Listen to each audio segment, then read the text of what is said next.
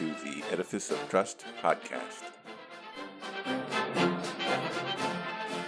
The Edifice of Trust podcast is a thoughtful discussion of today's current events from the perspective of America's founding principles. Welcome.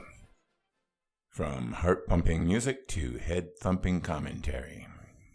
Presidents Trump and Xi are fighting the first skirmishes of a major trade war, even while trade negotiations continue.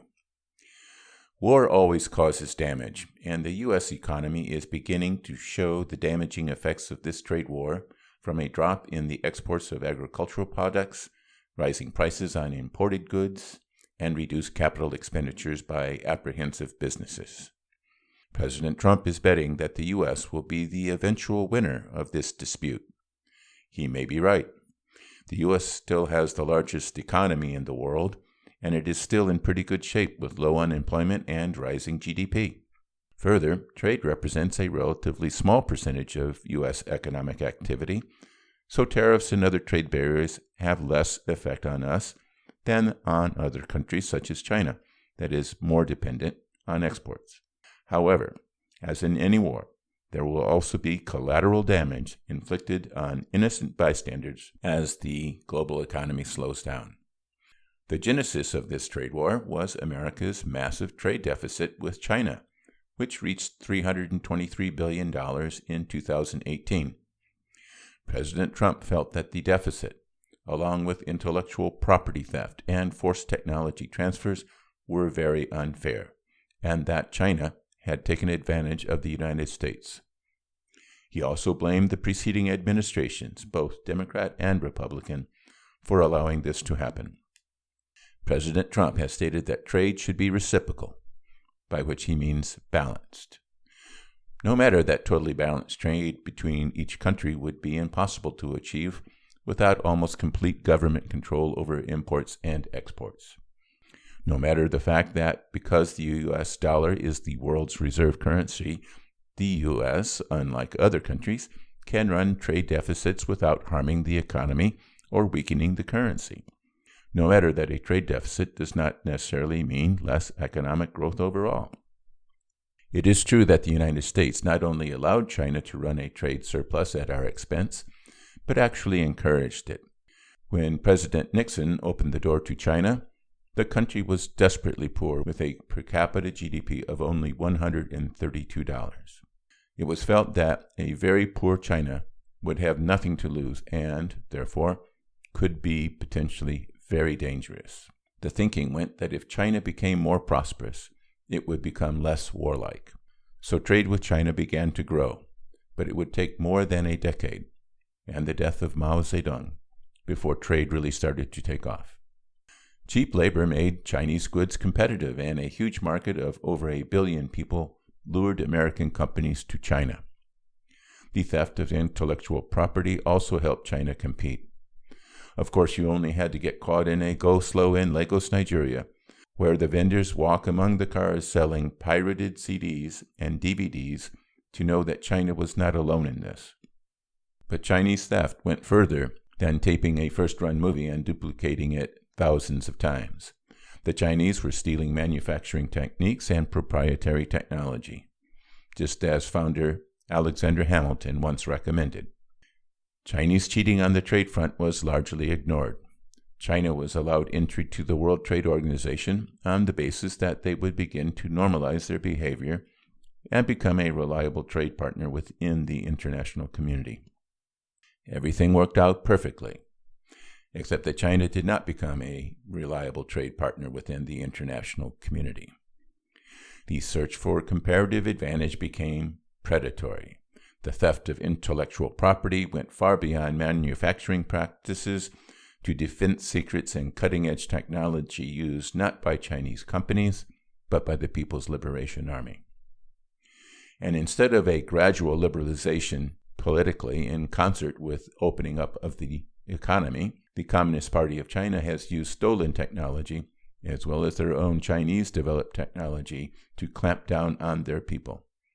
They have used facial recognition software and artificial intelligence, buttressed by government oversight of financial transactions and social media, to create a social credit score that grades each citizen, rewarding good comrades and punishing dissidents. The problem with China is much more than a trade deficit.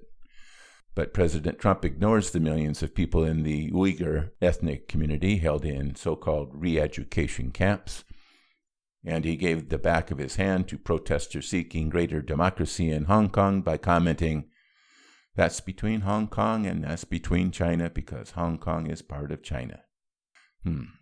China has risen from a desperately poor country to become a powerful country that, although it cannot challenge the United States on a global basis yet, is a regional power with the ability to thwart U.S. policy and threaten our friends and allies in the Asia-Pacific region.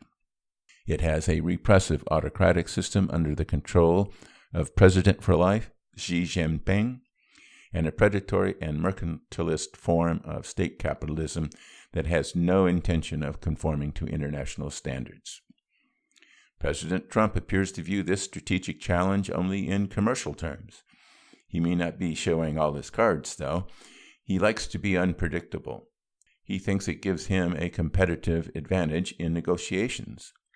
But a country is not a poker game, and he is being unpredictable not only to our economic rivals, and not only to our friends and allies, but also to his own people. Ponder that while you listen to a brief message.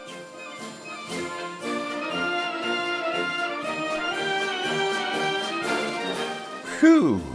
We made it. We survived the second year of the presidency of Donald J. Trump. And I wrote a book about it.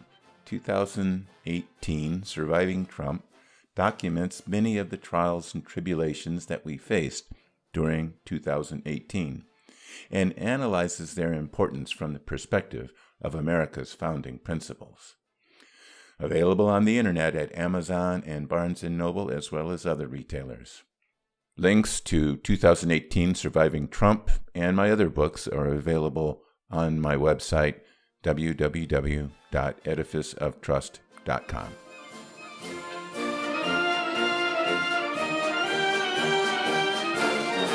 Welcome back. Sometimes President Trump seems to stumble onto the right policy, or at least an approximation of a right policy. Or maybe he is not as clueless and narrow-minded as he appears. Who knows? He's not telling. But he sanctioned Huawei and ZTE as national security risks, even though the investigation of these Chinese companies began during the Obama administration. And the investigation of Broadcom's acquisition of Qualcomm by the Committee on Foreign Investment in the United States, or CFIUS, prompted President Trump to block the deal on national security reasons. Although these companies are owned by Chinese citizens, and in many cases also by foreign investors, and not the state, there is no such thing as a private sector in an authoritarian state. Everything is subordinated to the authoritarian power of the government. Communist Party cadres are placed in oversight of these companies and their board of directors. Company owners and their officials follow the will of the party, or they will be subject to re-education, if they're lucky. Their subsidiaries and acquisitions in the United States and other foreign countries are likewise subject to the party's authority. But tariffs are President Trump's principal weapon against China in this trade war/Cold War, and he is doing it alone. He has not coordinated with any allies in this conflict. In fact, he has threatened our allies with tariffs as well as our partners in the North American Free Trade Agreement. This go-it-alone strategy is typical of President Trump's America First policy, but it ill serves our country. In past global conflicts, we have always put together a strong band of allies to support us against our common adversaries. Trade-dependent Europe has as much or more at stake as Chinese mercantilism erodes their competitive position in international markets. It took 5 decades for the United States to outlast the Soviet Union through a policy called containment, based on the 1946 cable the so-called long telegram from Moscow by American diplomat George F. Kennan. Containment was actually relatively easy because the Soviets largely contained themselves. Except for countries behind the Iron Curtain, the Soviet military basically stayed at home, with few foreign bases and no direct military engagements. The only time their military ventured outside was when they invaded Afghanistan, which was actually contiguous with the southern border of the Soviet Union. And that became one of the causes of their eventual demise. The Soviet Union engaged in very little foreign trade outside their Iron Curtain dependence. Their currency, the ruble, was not convertible into other currencies, and so they were relegated to a barter system with regimes they chose to work with. The lack of foreign trade, combined with a sclerotic growth of communalistic societies, left their economy distorted and weak. Not so China. China is a foreign trade powerhouse. They abandoned communist orthodoxy in favor of a mercantilist state capitalism that has powered them into creating the second largest economy in the world. Containment will not be so easy with China. And we cannot confront China alone. We need the active participation of other Western countries in order to protect our way of life and our common Enlightenment values. The policy of engagement with China over the last 3 or 4 decades has failed miserably. We have not only given them the tools to challenge us militarily and economically, we have given them greater ability to oppress their own people with advanced technological efficiency.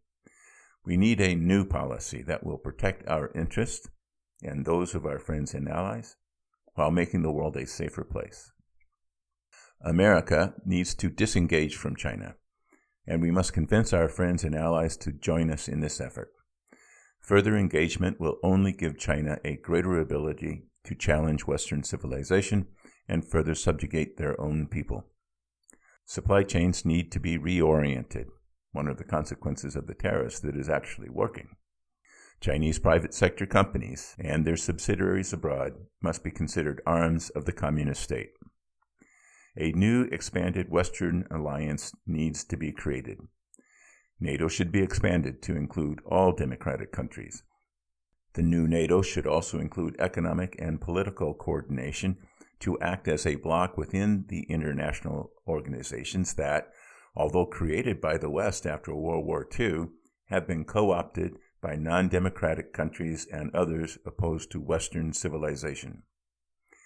The tariff war with friends and allies must stop, as should their tariffs on U.S. products. The Trans-Pacific Partnership must be reconstituted and a trade agreement with the United Kingdom and the European Union concluded. Non-aligned nations, a term which we haven't used since the Cold War with the Soviet Union, will be able to trade with this new economic union, but access to sensitive technology must be carefully controlled. China's only natural allies are other authoritarian regimes. Its neighbors fear China and do not want to become vassal states to the new dynasty arising in Beijing. Democratic movements should be encouraged where possible. Proxy wars are a possibility, but the threat of a unified NATO reaction would be a powerful deterrent to war. These actions would seem to propel us into a new and dangerous future. But a continuation of the current disorganized and fragmented responses from the West will only provoke more extreme provocations and make the likelihood of armed conflict greater. The Democratic presidential hopefuls seem narrowly focused on giving free stuff to potential voters and are oblivious to the dangers to Western civilization, which many progressives openly disdain anyway. President Trump's go-it-alone strategy, as exhibited by his dealings with China, North Korea, and Iran, have not been successful because these nations see a disorganized Western opposition and are taking advantage of it. America and our friends and allies face great challenges in the coming decades. We need to take decisive action if our way of life is to continue. Thank you for listening.